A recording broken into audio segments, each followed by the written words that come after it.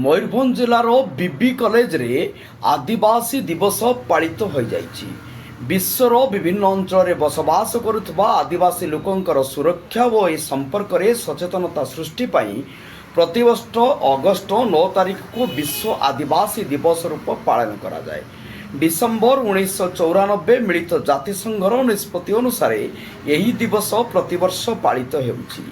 यही उपलक्ष्य आयोजित सभारे सम्मानीय 8 नंबर जोन रो जिला परिषद श्रीजुक्त दुर्गाचरण मांड्री मुख्य अतिथि भाव जोग दे आदिवासी मानकर जमी जल जंगल भाषा और संस्कृतिर सुरक्षा उपरे आलोचना करथिले।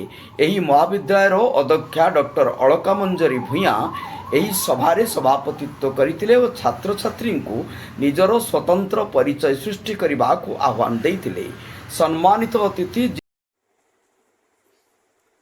बीबी कॉलेज रे आपन जो आज आदिवासी दिवस जो पालन उपलक्षे आपन गोटे मतामत आम जानवा चाहूँ कि आप कहतु।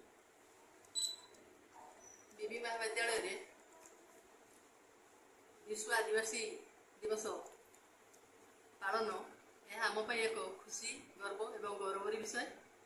आम महाविद्यालय पलचिकी अध्यापक माधव टुडू एवं महाविद्यालय छात्र छात्री मान द्वारा आयोजित यही सभारे मु अतिथि भाव में जोग दे निजक गौरवान्वित मन करुच्ची एवं यही जो दिवसर पालन तर लक्ष्य है जे आदिवासी संप्रदायर जिते सब बरपुत्र अच्छा सम्मान देवा एवं जो कि सम्मुख में आम प्रथम धूप एवं दीप प्रज्वलन करूँ सम्मान देइथिलु एवं यार आ गोटे उद्देश्य हूँ आदिवासी संप्रदायर जो युवगोष्ठी रही छात्र छात्री रही से कम्युनिटी को ताकर ट्रेडिशन को ताकर परंपरा को किभली भाव में विश्व दरबार में पहुँचेबे एवं लोकाभिमुखी करेंगे यह हूँ यार आभिमुख्य।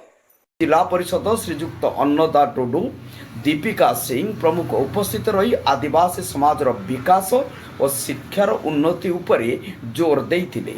एही कार्यक्रम रे अध्यापक हरिहर महाकुड़ कामेश्वर हेम्ब्रम शिबू सरेन भादव टुडू तांको सहित बाईगणगड़िया महाविद्यालय छात्र छात्री माने सांताली विभाग निमंते दाबीपत्र प्रदान करथिले।